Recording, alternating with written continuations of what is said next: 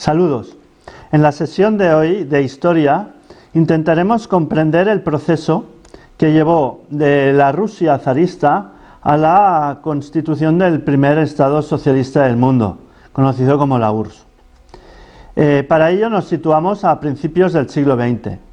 A principios del siglo XX, el único país europeo que todavía defendía un sistema absolutista característico del antiguo régimen era Rusia, la Rusia zarista. De hecho, fue el único país que no fue invadido por Napoleón en la Europa continental, y eso reforzó la figura del zar y la figura de un poder totalitario en sus manos. Pero de todos modos, a principios del siglo XX, el mundo ya estaba cambiando de forma muy rápida y los movimientos liberales y los movimientos democráticos en la Rusia zarista iban cobrando cada vez más fuerza. Por eso, en 1905, como consecuencia de un papel nefasto que hizo Rusia en la guerra contra Japón, la denominada guerra ruso-japonesa, movió ya a diferentes líderes opositores al zarismo a llevar a cabo revueltas y manifestaciones en favor de la democratización del país, en favor de un país que fuese parlamentario y pusiese fin ya de una por todas al absolutismo que estaba durante muchos siglos era hegemónico en Rusia. Estas son las revoluciones conocidas como las de 1905, que son las precursoras de lo que luego sucederá en las revoluciones de 1917.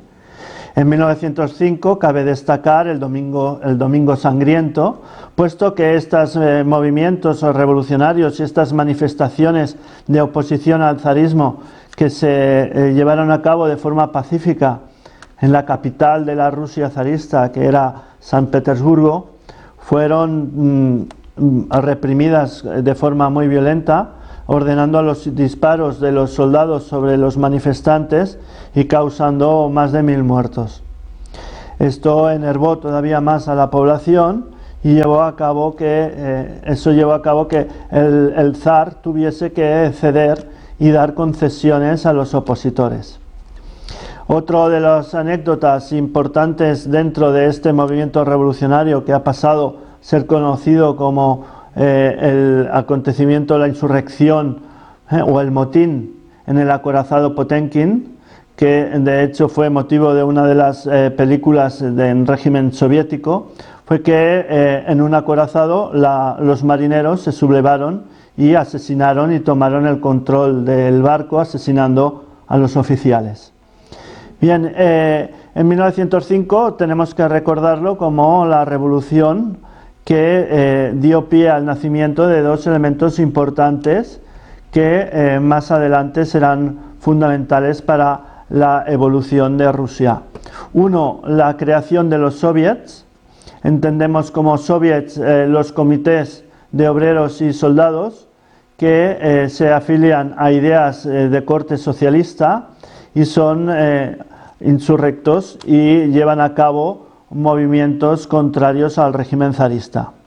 El soviet más conocido fue el soviet, evidentemente, de la capital, de San Petersburgo, y que fue liderado por Leo Trotsky. Y por otro lado, una de las concesiones que hizo el zar en estos movimientos revolucionarios de 1905 fue la creación de un parlamento, conocido con el nombre de la Duma. Así, la Duma es el nombre que recibe el Parlamento ruso. En esta Duma se acepta la creación de las fuerzas políticas que dividiremos en dos formaciones políticas de corte liberal, los cadetes y los octubristas, y dos formaciones políticas de corte socialista, los mencheviques y los bolcheviques. Los mencheviques, socialistas minoritarios, defendían la socialdemocracia, por lo tanto estaban a favor del sistema parlamentario. Los bolcheviques, liderados por Lenin, son socialistas revolucionarios, por lo tanto rechazan el sistema parlamentario y defienden la teoría marxista de la dictadura del proletariado. Es por ello que los bolcheviques van a intentar tomar el poder para instaurar un régimen totalitario. Bien, la revolución de 1905 acaba fracasando y el zar retoma, cede en algunos tipos de reformas, pero retoma el poder y de nuevo pues ostenta los tres poderes del Estado. Tenemos que esperar hasta 1917 de nuevo en que las revoluciones consigan éxitos importantes. El contexto ahora es la Primera Guerra Mundial. En 1917 llevamos ya 3 años de guerra mundial y Rusia está sufriendo muchísimo la guerra de desgaste que este conflicto mundial supuso, tanto en pérdidas humanas en el frente oriental frente al poderoso ejército alemán, como el empobrecimiento en la retaguardia, dado que la población pasa hambruna y pasa necesidades, puesto que el zar prioriza las necesidades del frente. Ello lleva de nuevo a manifestaciones en oposición al régimen zarista a favor de la paz, o sea, de poner fin a la guerra, y de también alimentos, puesto que gran parte de la población está pasando muchísima miseria. Estas revoluciones de 1917 se conocen como la Revolución de Febrero. La Revolución de Febrero, pues, es una revolución de corte democrática parlamentaria y liderada por Kerensky, un político, director de una publicación, de un periódico, por el que llama a la insurrección general. Esa insurrección triunfa y el zar acaba abdicando. Por lo tanto, en la Revolución de Febrero, el zar pierde el poder y se instaura un gobierno provisional. Un gobierno provisional presidido por un príncipe, un aristócrata ruso, el príncipe Liov, que tiene como misión convocar elecciones por primera vez en Rusia, elecciones parlamentarias. Se reactivan los grupos políticos que hemos mencionado para que puedan presentarse a esas, lo que serán las primeras elecciones. Y el gobierno provisional, para que esas elecciones sean libres, decreta una serie de leyes como la amnistía política, por lo que todos los presos políticos por sus ideas ideológicas contrarias al zar dejan de ser perseguidos. Se defienden las libertades individuales, cosa que en la época zarista sabemos que se basa en los principios del antiguo régimen, y también se legalizan los sindicatos, y ello hará que la clase obrera goce de mejores condiciones de vida. Ese gobierno provisional promete modernizar el país, llevar a Rusia a la Europa del siglo XX, pero tenemos aquí un personaje que nos aparece desde Suiza. Ese personaje es Lenin. Lenin es el representante del partido bolchevique que será legalizado y que Lenin ya estaba en Suiza puesto que era perseguido por el régimen zarista. Gracias a la amnistía decretada por el gobierno provisional, Lenin podrá viajar a Rusia para ponerse al frente de los bolcheviques. En ese viaje tendrá que atravesar las líneas alemanas, por lo tanto la anécdota es que lo hace en un tren sellado con el visto bueno de Alemania para que pueda cruzar el frente y entrar en territorio ruso. Una vez allí, en el frente de los bolcheviques, Lenin publicará las famosas tesis de abril. Esas tesis de abril muestran el rechazo que los bolcheviques darán al gobierno provisional de Liov. Se trata de que los bolcheviques, como socialistas revolucionarios, no aceptan el pluralismo político, no aceptan la democracia, sino que todo el poder debe estar en manos de los bolcheviques, como representantes legítimos de la clase trabajadora. Apuesta también en las tesis de abril por la nacionalización de la banca y la nacionalización de la tierra. Eso quiere decir la instauración de la dictadura del proletariado, que administre y gestione todos los factores de producción. Lenin hace esa proclama y poco después intentará dar un golpe de Estado creyendo que la mayor parte de la clase obrera y campesina lo apoyará. Un intento de golpe de Estado en julio de 1917 que fracasará y provocará que Lenin tenga que huir a Finlandia. Por lo tanto, en julio ya los bolcheviques intentaron tomar el poder, pero fracasaron. Bien, en ese fracaso diríamos que el gobierno provisional sigue en marcha con sus reformas políticas, pero una de las medidas que tomó fue muy antipopular. ¿Cuál? Pues la de entender que Rusia debía seguir en la guerra. Sabemos que en las manifestaciones y las insurrecciones de febrero gran parte de la población que sentía malestar con el régimen zarista lo que pedía era la paz. Pedía que Rusia abandonase la guerra mundial.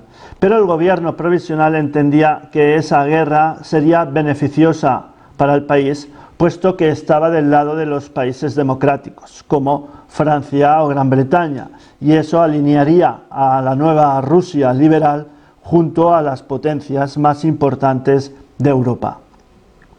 Esta decisión de continuar la guerra, como hemos dicho, no fue nada popular, y es más, es una guerra que Rusia está perdiendo. Las tropas alemanas avanzan por el frente oriental y ocupan la ciudad de Riga. Eso denota una debilidad en el ejército ruso, puesto que si es muy numeroso y cuenta con miles de soldados, estos están muy mal armados y muy mal pertrechados. El poderoso ejército alemán avanza incontestablemente. Esta crisis a la que ahora se le presenta al gobierno provisional se agudiza cuando una serie de generales o militares, comandados por el general Kornilov, intentan acabar con el gobierno provisional, puesto que lo responsabilizan de los fracasos militares en el frente oriental. General Kornilov se muestra defensor del zar y quiere que éste vuelva a tomar el poder del país. El presidente del gobierno provisional en ese momento, que es Kerensky, no tiene otro remedio que buscar apoyo en los soviets para hacer frente a esta insurrección militar. Y para contar con el apoyo de los soviets, debe contar con el apoyo de los bolcheviques. Así, los bolcheviques tendrán acceso a armas para poder defenderse del intento de golpe de Estado militar. Y fracasa el intento de golpe de Estado militar liderado por Kornilov, pero los bolcheviques contarán con armas. Esta es la causa por la que en octubre de 1917, y organizado por Leo Trotsky, el líder de los bolcheviques de Petrogrado, que es el nombre que recibe la ciudad de San Petersburgo con el gobierno provisional, cambia el nombre de San Petersburgo a Petrogrado, pues en octubre de 1917 los bolcheviques armados darán un golpe de Estado ya que podemos considerar absolutamente contemporáneo. ¿Qué significa ello? Tomando los puntos estratégicos y claves de la capital. Los puentes, las líneas de comunicación, de telégrafos, los ministerios, los bancos. Todo será tomado por milicianos bolcheviques armados que van a posibilitar que Lenin tome el poder en la capital. Es así como se produce la revolución de octubre de 1917, en la que Lenin se nombrará comisario general, instaurará la dictadura del proletariado, pero no sin problemas. Por un lado, como ya sabemos y hemos visto en vídeos anteriores, iniciará las negociaciones de paz con Alemania, que lo llevarán al Tratado de Brest-Litovsk, y por otro lado se iniciará una guerra civil entre el ejército creado por los bolcheviques, creado por el propio Leo Trotsky, denominado Ejército Rojo, que se enfrentará al ejército blanco, que será el ejército antibolchevique, que aúna fuerzas zaristas, pero también fuerzas liberales, que intentan impedir que Rusia se convierta en un estado socialista. Así, la Revolución de Octubre de 1917 inicia un régimen socialista en Rusia, pero al mismo tiempo una guerra civil que durará desde 1918 hasta 1921.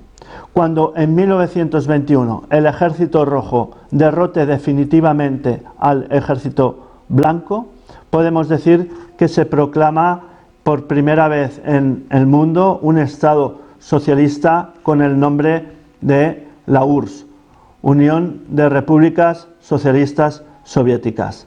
En un próximo vídeo explicaremos la evolución de esta URSS desde el triunfo en la Guerra Civil hasta la Segunda Guerra Mundial. Muchas gracias.